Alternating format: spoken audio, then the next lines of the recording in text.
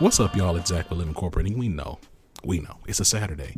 Typically, you're used to hearing either a link up with Letitia or Amy C. Weininger and her See It to Be It series. However, we have a special guest, special treat, special situation happening this time. That's right. Where we actually have an elected official on the podcast. And his name is Royce West. So he's a state senator representing District 23 as a Democrat. He's actually been in office since 1993. So think about 1993. I was born in 1989, right? So he's been around for a while, and he's been doing his thing for a while. This is not even an official endorsement of any particular candidate, but rather as a platform that seeks to amplify underrepresented voices. That also means underrepresented voices in our political system. And State Senator Royce West is actually a black man in Texas state politics, so a fairly unique perspective and experience. In addition to that, y'all, 2020 November is coming up, and it's important that we actually are aware of the issues and some of the things that are on the ballot this year, because the things that are passed in Congress directly impact us. And I'm saying us, I'm talking to you, black and brown person. I'm talking to you, marginalized person. I'm talking to you, non-white, straight, Christian, able-bodied male. It's really important, I believe, that we participate and engage this political process. I understand there are various points of opinions in terms of what does it look like to radically change or impact or create an impact. I do believe that participating in our political process and exercising our civic duties is something we should do, right? And so what you're going to hear when we have this conversation, I try to ask Senator West some fairly direct questions. And my hope is that this will be the first of many elected officials we're able to get on the platform to have real talk in a corporate world, and real talk in a world that impacts us everywhere, including at work, right? So the next thing you're going to hear is a conversation I have with Senator West. And after that, we're going to wrap it up. Catch y'all next time. Senator West, it's a pleasure and an honor to have you on Living Corporate Podcast. Just to get started, many people are saying that Texas is truly the premier battleground state, right? So goes Texas, so goes the nation regarding tilting red or blue. There's been an accelerated attempt to speed that up, right? So we've seen that with Wendy and Beto's campaign being most notable in that regard. Right. With that, let me ask you, though, do you think Texas is ready to shift blue? And if so, what makes you the right choice for that? I do think it's ready, and it's dependent upon who the presidential nominee is. When you begin to kind of look at attitudes of people here in Texas, be they Democrat, Republicans, Independents, they're more aligned, frankly, with a moderate to conservative, moderate to left-leaning Democrat.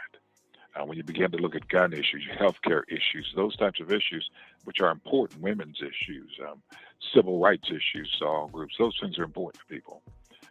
And so from that vantage point, I think that ideologically people are ready. And then when you begin to look at the changing demographics in Texas and the uptick in voting amongst Latinos, Latinx now, that we have the numbers in order to win statewide elections now.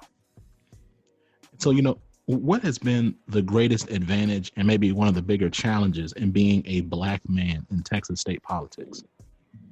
Well, it's both ways. I mean, the fact is that racism is still alive and well, not to the extent that it has been in the past. I think that in terms of me as an individual, I am still susceptible to those racist hits.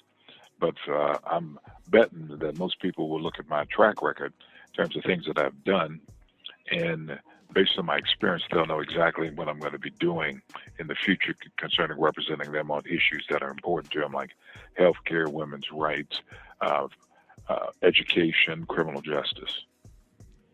One of the reasons that podcasts are blowing up as a communication medium is because folks are aware that the guests typically who come on these types of platforms, they're unfiltered, right? Like we're able to see who these guests are beyond the veneer of the typical talking points. And so, Senator West, you're speaking to young black and brown folks, working professionals, millennials within Right. Texas and beyond. So like with that in mind, why should they believe you?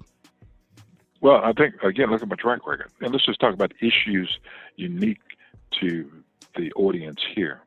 what you will see is over the 26 years that I've been a state senator, I've been very much in tune with issues concerning millennials and the audience that you have. More specifically, I've made certain that the college students, young people that go to college, as an example, that live in my senatorial district, which is the Dallas area, we've provided summer internships, paid internship opportunities for them, not just any old internship. The fact is that what we have tried to do, and somewhat successfully, is to match their major in college to the summer internship paid opportunity. And as a result of that, what you'll see is that I've been able to create over 3,000 internship opportunities for students that lived in my district, and some outside of the district. And so they've been able to develop their resume, and as a result of developing that resume, in many instances, landed a job with the person or the business that they were doing the internship with. And not only that, Zach, we have persons that are now elected officials, doctors, lawyers, teachers, police officers, you name it, that have come out of that particular program. And let me just kind of reach back a little further. We just don't start right there in college. We reach back to middle school, where I have a student advisory committee comprised of those of some of the audience may identify with this, comprised of student leaders, defined as a student government. That's where I start off in the 7th grade, student government, and other student leaders on campus, to make certain that I'm keeping my ear to the ground and kind of using them as a sounding board for policies that I need to be dealing with. And I can tell you some of those policies deal with issues concerning criminal justice, concerning economic development, concerning making certain that there's a pipeline so they can develop. And I've addressed those issues and will continue to do so. What are you talking about, Senator West? We've made certain that we have tried to and there's a political issue. I don't get a lot of appointments by the governor's office because I'm a Democrat, but we've tried to make certain that we identify young persons that we can put on boards and commissions, because that's how you learn leadership abilities. Okay, you sharpen your skills to become leaders. We have dealt with issues concerning criminal justice. I have been a prosecutor and also a defense attorney, and I've had some top-of-the-notch defense cases as well as prosecutorial cases. And so what I know is this: regardless of how old you are, you want the ability to be able to call police officers, but you don't want to have to second guess you calling that officer. Right. Okay. And so what I've attempted to do is to make certain that there is a third option in terms of evidence, because, if you get into a scrap with a police officer, it's going to be your word against theirs. And so when you look at Texas, body cameras, dash cameras, all of those things are responsive to your audience questions and things that they want me to do. And so we've dealt with those types of things. When you begin to look at the issue concerning student debt, I've worked feverishly to reduce the cost of books, make certain they use open resource materials. It still hasn't gotten to the point where I want to, because when you begin to look at the books and the cost of books, all of us know they cost a lot of money. And on college. And so if you use open resource materials, all of that stuff's online. And guess what? It is more up to date than a book. And it costs less than a book, but needless to say, the book industry still has its thumb on the scales. And until we can get that thumb off the scales, we won't see a significant reduction in the cost of books, but it's starting to move in that direction. In terms of the cost of education, what I've been able to do is to work in the state of Texas to get the Texas Grants Program, to make certain that students that graduate with at least a C average, most of them get an opportunity to get a grant, not a loan, a grant to go to school. As long as they're maintaining their academic standing, they're able to continue to get that grant. And that's just, it doesn't pay for the whole educational experience, it pays for some. In terms of the issue concerning the cost of education, getting in and getting out of school, and I heard this from community college students. They believe in many parts, Zach, that they're taking the courses necessary to make certain that when they go to a university, it will apply towards their graduation. Right. Yeah, they're basics. Yeah. Only to find out that when they go to the university, it doesn't apply, and they end up having to take another course over in order to get the prerequisite in order to graduate. This past legislative session, I was able to pass a bill to make certain that the Higher Education Coordinating Board in Texas begins looking at that issue and making certain that students get the right counseling and the right course sequence in order to make sure that the courses they're taking at community college will in fact apply towards their ultimate degree once they get into a university. I guess I can go on and on, but that's how I've been trying to make certain that I address the issues, the many issues that the audience have. They may have more, and I'd be more than happy to address those too. Well, I think it's easy for Black and brown folks to look at the current slate of candidates and see that the Democratic Party does not prioritize their voice and representation. And I think this is a pretty ongoing critique, right? I mean, as you look at millennial Black and brown folks, like I think like that's been a critique for decades, and not just of young Black and brown folks, but of Black and brown folks by and large. With this in mind, why do you believe it's important for this group to vote in 2020 if the alternative is just going to be another person that's going to ultimately ignore them? This is the thing, and this is what I want your audience to recognize. Look at who's the most experienced person in this race, and ask yourself, if you're getting ready to go into surgery, do you want an experienced surgeon or do you want a new face? Okay? If you want a new face to do surgery, I'm not that new face. I'm the most experienced doctor to go into that operation with.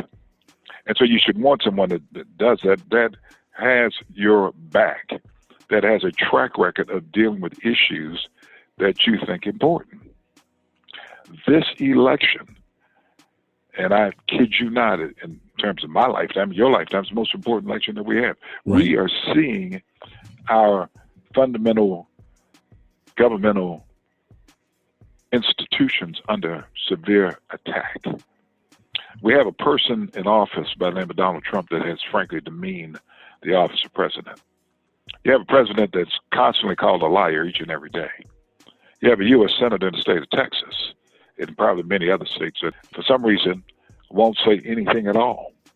They just cower and allow him to do what he wants to do. I mean, the latest thing about firing the head of the, I think it was the National Security Agency, whichever one it was, because that person briefed Congress concerning Russian interference. He fires him. He fired a couple of persons that testified during the impeachment because they were subpoenaed to come testify, and they told the truth. They got fired as a result of it. I've never seen this happen before in my lifetime. I've never seen senators who represent, in this case, some 28 million, 29 million people here in the state of Texas, just cower and say nothing. And so what I say to those persons in the listening audience, if you want to see a monarchy, then don't vote. Because I assure you that if Trump gets 4 more years, listen to me now, you heard what I said, ain't seen nothing yet. Let's talk a little bit more about the DNC and your work in this particular election for U.S. Senate. So if you were in a private conversation with the National DNC Chairman and the DNC Finance Committee, what would you tell them to do more of or do differently to turn Texas blue? Put more investment into the state of Texas. Don't continue to think of Texas as an ATM. I mean, this is ground zero for the Congressional Democratic Legislative Caucus. Nancy, the Speaker of the House, has basically said this is ground zero for investing in turning some of these congressional seats blue. Nancy Pelosi has done a great job. She has demonstrated steel and wants to make these seats in Texas, congressional seats, turn blue. We need 9 seats in the U.S. Senate. This is one of them. And I want to make certain that persons that are listening understand that once we win Texas, That's going to be like 38 electoral college votes. And to the extent that we continue to have an electoral college, that's very meaningful, very meaningful. And so that's why people are starting to look at Texas differently, if you will, as it relates to winning the state, because it will be just like California in terms of the electoral college votes, and it ends up being blue. Just one example, you look at the metropolitan communities. Republicans have given up on metropolitan communities. You know why? Because we're voting. You look at Dallas County. Dallas County in 2006 went blue, and I provided leadership in getting that done. And now we're dark blue. The surrounding suburban communities are beginning to become bluer. And I would venture to say that this election, you will see Collin County, which in Plano, Frisco, places like that, will also go blue. Look at Harris County. Look at H-Town. Look at Fort Bend County. All those counties are going blue. And so to the extent that you want to make certain that we change the government, if for some reason you believe that health care is a basic right, you need Democrats as a president. You need Democrats in Congress, in both branches of Congress, the Senate and also the House. We'll make it a priority. To the extent that you believe that we need to have a public school system in the United States, not one where we have someone who's trying to privatize it, then we need to elect a pro-public school president. And that president then turns around, Zach, and appoints a pro-public school secretary of education. If you believe that climate change is real, it's February and it's almost 80 degrees where I am. If you believe that's real, then we've got to make certain that we elect a pro-climate change president that will put in place an EPA administrator that is also pro-climate change. So that's how we get things done. That's how we get things done. We've got to make certain that we show up and that we participate. We've got over $1 trillion deficit now. We have a debt of over $23 trillion. Okay? That debt will be saddled on our grandchildren and our great-grandchildren. And so you've got to make certain that you understand and appreciate it. It's not just about a party over here or a party over there. You got to get in, sit down at the table. Otherwise, we're going to end up being on the table as part of the meal. So, it's interesting, both right and left, you talk about being part of the meal and some of the critical issues. And you've talked a bit about education, and you've talked about healthcare as well. Talk a little bit more about the economy.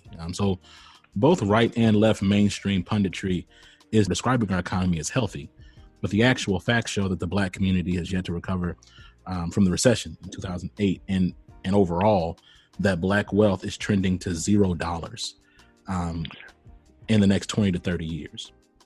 What is the major asset that we have in our portfolios to help us show wealth? Our home. You look at home purchasing. It's down in the African American community. That's part of our wealth right there. Right. You look at repossessions; they're still up. Right. And the ability to be able to get loans, we still have redlining going on. Right. Those things are real. And the thing that perturbs me is that we hadn't been able to get anything done yet about it. We hadn't been able to get anything done about it yet. And that's why we've got to make sure we get out and vote. You take like Maxine Waters. Maxine is on it, okay? Yes. And for those of you that don't know who Maxine Waters is, shout out to she heads up that's right. She heads up the Financial Services Committee. She's on it. And so those are the types of champions that we need. And I don't want to hear all this stuff that she's old. Right? Oh, no. She's an expert, okay? No, she knows in this area. Yeah. She knows what she's doing. I mean, and so that's why it's important that I connect with you, that you look at my record and determine whether or not you want someone that experienced it can go up and help Maxine out to get some things done. Now, and let me say this. If you ask anyone in the state of Texas who is a champion of minority business and women-owned businesses, my name will be a part of that conversation. Because every year I get state agencies to work with minority business organizations to hold a fair, a purchasing fair. And I think like last year, and I may be wrong on this, I think that the purchasing fair, the day of the purchasing fair, we probably did about $9 million. Wow. And I've been doing that year after year after year. That's Margot Posey here in Dallas. She'll tell you exactly what the center has done. And in terms of legislation, I've made certain that we had legislation in Texas to have a minority business enterprise program. We call it hubs, historically underutilized businesses. That's part of things that I've done. And I invite people to the table to make certain they get an opportunity to interact with those procurement officers that are responsible for the purchase. So, the mainstream party is talking about all of these new innovations in our digital economy as if that's the solution. Mm-hmm. But right. How is it a solution to the younger Black and brown community who is yet to receive the educational and social capital to access the space, which despite comments from some presidential candidates, there is actually an established interest. So my question is, what needs to happen for this next generation to have any reasonable chance of inclusion in this new economy? You got to take care of getting that education. And this is what I see. I see that African American and Latinas are more aggressive in terms of getting that education than the males are. Got to make certain that happens. And if you noticed, the fact, if you have a African American or Latino male that's on their game, they get the opportunity more often than not now. Now, I understand there's still racism, but as an example, I was at a luncheon for the Dallas Foundation today. We had one African American male that's a senior, $1.3 million in scholarship opportunities. So they got to take advantage of that. And I understand that we still have a lot of our kids in single family households that may very well be in households where neither parent or the single parent didn't go to college or didn't graduate from high school. And so to the extent that we have those type of situations, we got to have the 100 Black men, Omega Psi Phi, the fraternities, AKAs, Alphas, all of us pushing those types of programs. And yes, there will be some that we miss, but we got to do our best in order to make certain that we provide an example and also make certain we provide opportunities. It's really helpful. So Millennial and Generation Z, Black and brown voters in this cycle, and keep being told that we all have to make compromises in order to beat Trump, which often means accepting candidates that have troubling racial records. Should we make that trade-off? And if so, why? That's a heck of a question. I would say, I'd frankly say anybody except Trump. And it kind of depends to me on exactly, how contrite that person is. Okay. Mm-hmm. And what they've done independent of those particular actions. You take like Bloomberg, what has he done? You've got to make up your mind in terms of the types of programs that he is engaged in, even though we had the Stop and Frisk program, whether or not those types of programs show, in addition to his apology, that he's real and won't have to worry about those type of issues again. So you got to kind of look at a person's background. Don't just listen to what they say. Kind of look at what they've done since being involved in those comments or actions that they're taking. That's really helpful. Oftentimes, the quality of education today seems to have more to do with the value of your home or where you live than it does your actual work ethic. So my question to you is, what are you going to do when asked to confirm the next Secretary of Education to ensure that changes? First of all, I'm going to look at their background, okay? And yes, I agree with you wholeheartedly. I'm from the projects of Dallas, 4968 Hatcher Place, and used to play basketball in a garbage can and was satisfied doing that up against the wall. And so I understand your environment, but one thing that I had work ethic.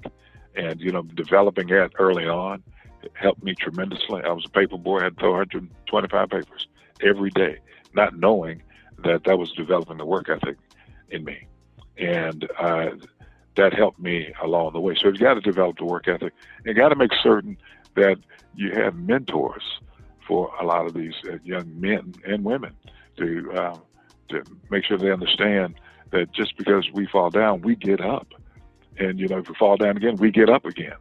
and we continue to do that. And so we've got to make sure we have a Secretary of Education that understands that we are, in fact, our brother's keeper, and that they're responsible for a generation or generations yet unborn that may very well, and listen to me on this, Zach, may very well end up colonizing the moon. Okay, and we've got to make sure that our kids are prepared for that. We've got to make certain that those kids in the barrios, in the ghettos, in suburban communities are prepared for that. And we've got to make certain that it's inclusive as opposed to exclusive. Senator West, this has been a great interview. I really appreciate you taking the time to speak with us here. Before we let you go, any parting words? Again, I encourage, first of all, thank you for this program. And I encourage your listening audience to make certain that you get out and vote. The reality is that our vote is our voice, and I got to get out of here. All right, now. Talk to you later. Peace. Take care.